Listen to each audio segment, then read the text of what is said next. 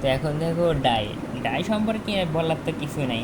Die একটা কি colouring substance, মানে রঞ্জক পদার্থ, তাই না? তো এখন এই একটা জিনিস হচ্ছে টোন, হ্যাঁ, টিন টোন শেড, তো এগুলো দরকার নাই, মানে আমাদের টোনটা দরকার আছে। তো টোন আমরা জানি কি মৌলিক রঙ কয়টা, তিনটা, লাল নীল সবুজ। তো অনেক জায়গায় আবার লাল নীল হলুদ বলে, সরি, অনেক জায়গায় আবার হলুদকে বলে আর কি। তো যাই হোক, বাদ, এটাই ভালো, লাল নীল সবুজ মজানত্ব থাকুক।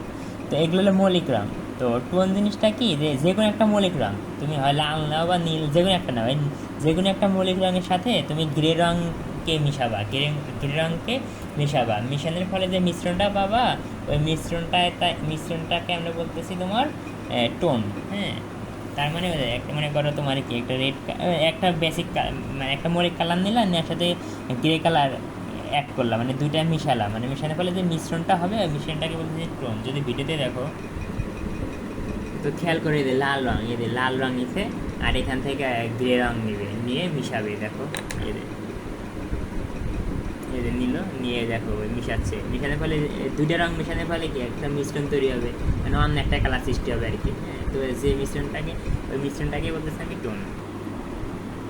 এখন দেখো হিউ, হিউ আর কিছুই না, যায় হিউ বা কালার একই জিনিস, হিউ বা কালার একই জিনিস, কালারের অপর নামটাই হিউ, যেমন রেড, লাল, নীল, হ্যাঁ, এগুলো হলো কি আর কি হিউ।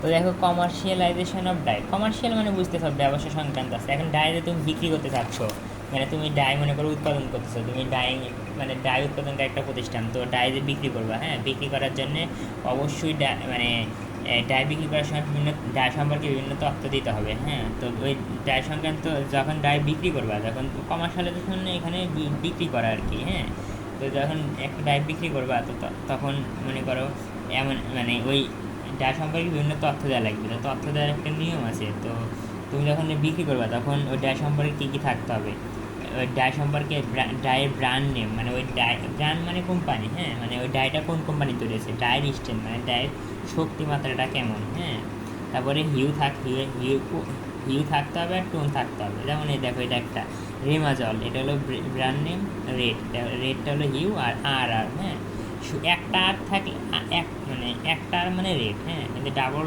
আর দ্বারা কী বলছে তা জানি না, যাই হোক, এটা হলো টোন। তাহলে এর, আর এখানে শক্তিমাত্রা নাই, মানে তার মানে এদের এইটুকু বুঝলে তুমি বুঝবে যে এখানে এর ব্র্যান্ড নেম, রেড হলো হিউ, এইটুকু, তার মানে এই ডাই সম্পর্কে এখানে এদের এই লাইনটার মানে এই একটা মনে করো ডাই আমি বিক্রি করতেছি, আর এইটুকু তথ্য দিলাম, মানে মনে করো এটা ডাই যেখানে রাখছি ওই বোতলের গায়ে লেগে দিলাম, বা বিভিন্ন হবে, হ্যাঁ, এরকম একটা তথ্য লাগাই দিলাম, তখন ওই যে এই তথ্য দ্বারা যাই কিনবে তাই বুঝবে যে ব্র্যান্ড নেমটা কি, মানে কোন কোম্পানি তৈরি করছে, তারপরে হিউটা কেমন, এগুলো বুঝতে পারবে আর কি।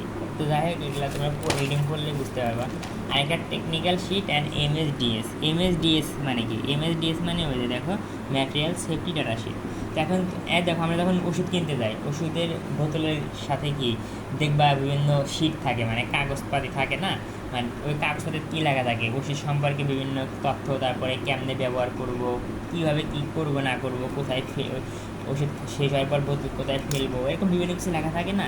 তেমনি এরকম মনে করো তুমি যে একটু ডাই বিক্রি, কেমিক্যাল বিক্রি করবা, মানে কেমিক্যাল উৎপাদনকারী তুমি একটা প্রতিষ্ঠান, তো কেমিক্যাল বিক্রি করবা, তখন কেমিক্যাল বিক্রি করতে হলে ওই কেমিক্যালের সাথে তোমাকে অবশ্যই এই দুইটা শিট, মানে এই ম্যাটেরিয়াল শিট, ডাটা শিট এবং টেকনিক্যাল শিট, এই দুইটা শিট অবশ্যই দিতে হবে। আর কেমিক্যাল মানে তো জানোই, রাসায়নিক পদার্থ, যেমন সল্ট, সোডা, হাবিজাবি, এগুলো সবাই কেমিক্যাল। তো এখন দেখো ইনফরমেশন টেকনিক, মানে টেকনিক্যাল শিটে কী কী ডাটা থাকবে, অ্যাপ্লিকেশন টেম্পারেচার, মানে ওই কেমিক্যালটা তুমি কত ডিগ্রি টেম্পারেচারে অ্যাপ্লাই করতে হবে, অ্যাপ্লিকেশন টাইম মানে কখন অ্যাপ্লাই করতে হবে, কোন মিডিয়ামে অ্যাপ্লাই করতে হবে, সাপোর্টিং কেমিক্যাল মানে তুমি যে কেমিক্যালটা ইউজ করবে ওই কেমিক্যালের সাথে আবার সাহায্যকারী কেমিক্যাল হিসেবে কী কী ইউজ করতে হবে, তারপরে স্ট্রেন্থ মানে শক্তিমাত্রা কেমন।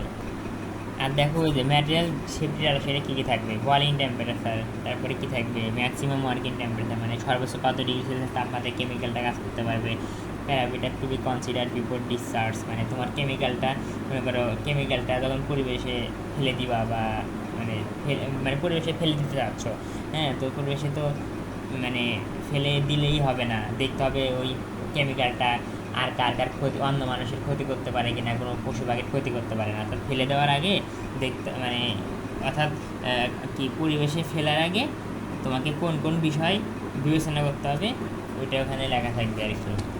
তো যাই হোক, আর এটা হলো দেখো কোন ফাইবার দিয়ে আমরা কোন ফাইবারকে ডাইং করতে কোন ধরনের কোন ডাই ইউজ করা হয়, কোন ফাইবারকে কোন মানে কোন ফাইবারকে ডাইং করতে কোন ধরনের ডাই লাগে।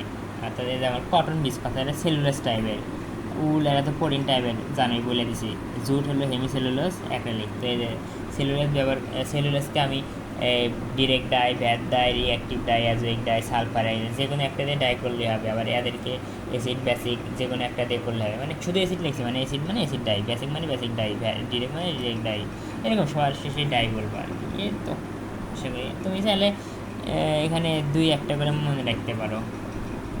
এখন দেখো পিগমেন্ট কিছু না, জাস্ট কালারের মতোই, কি ডায়ের মতোই। এই দেখো এগুলো হলো পিগমেন্ট মানে কালার, তার মানে কি ডাই যেমন কালারিং সাবস্টেন্স, মানে ডাই দিয়ে আমরা রং করি, তেমনি পিগমেন্ট দিয়ে আমরা কি রং করি আর কি। ডাইও তার মানে পিগমেন্টও কি কালারিং সাবস্টেন্স। এই দেখো এগুলো সবাই পিগমেন্ট মানে কালারিং সাবস্টেন্স, অর্থাৎ এগুলোতে আমরা বিভিন্ন কিছু রং করে থাকি।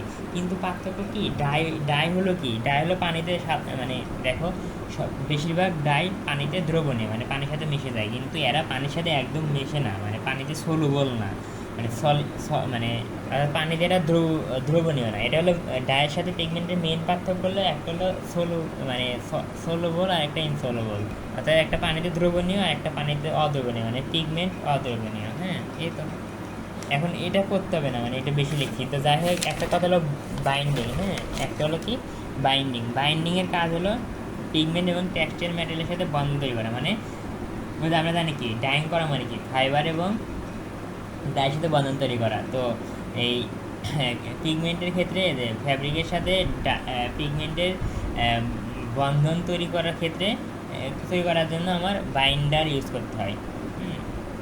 বাইন্ডার এমন একটা পদার্থ যার কাজ হলো কি যে তোমার ওই যে পিগমেন্ট এবং ম্যাটেরিয়ালের টেক্সটাইল ম্যাটেরিয়াল মানে ফ্যাব্রিক বা ফাইবার যাই বলো এর সাথে বন্ধন তৈরি করা।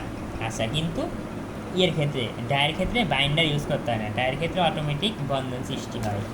ডায়ের যে ফাংশনাল গ্রুপ মানে কার্যকারী গ্রুপ থাকে, ওই কার্যকারী গ্রুপ থাকার জন্য অটোমেটিক বন্ধন সৃষ্টি হয়, মানে বাইন্ডার ইউজ করতে হয় না। তো যাই হোক, ডাই এবং পিগমেন্টের পার্থক্য দেখো, ডাই শুধু অর্গানিক কম্পাউন্ড, মানে এরা শুধু জৈব, কিন্তু এরা পিগমেন্ট জৈব এবং অজৈব উভয় ধরনের জৈব হতে পারে। অক্সোক্রোমোজোম থাকে আর এখানে থাকে না।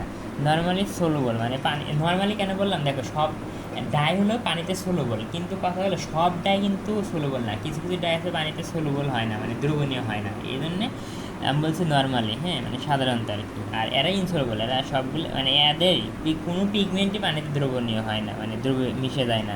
বাইন্ডার ইজ নট নিডেড, মানে বোঝে বাইন্ডার দরকার হয় না, আর এখানে দরকার হয় dyes diffuse in the fabric, মানে ফ্যাব্রিকের ভিতরে ছড়িয়ে পড়ে একদম, মানে ফ্যাব্রিকের ভিতরে পরিব্যাপ্ত হয়। আর হলো অন দ্য ফ্যাব্রিক, একটা হলো অন একটা ইন, মানে জাস্ট ফ্যাব্রিকের উপরে, মানে এর মধ্যে মানে করে ফ্যাব্রিকের উপরে ছড়িয়ে পড়ে।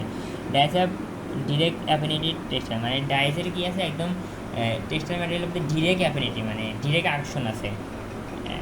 আচ্ছা, কিন্তু এদের ডিরেক্ট আকর্ষণ নাই, এই ডিরেক্ট আকর্ষণ নাই। হ্যাঁ, আচ্ছা, এর দাম বেশি আর দাম কম, এই তো। আর পিগমেন্টের প্রকারভেদ ন্যাচারাল, সিনথেটিক মানে বুঝবে পলিমার দ্বারা তৈরি করা, পলিমার প্রক্রিয়ায় তৈরি করা হয়েছে।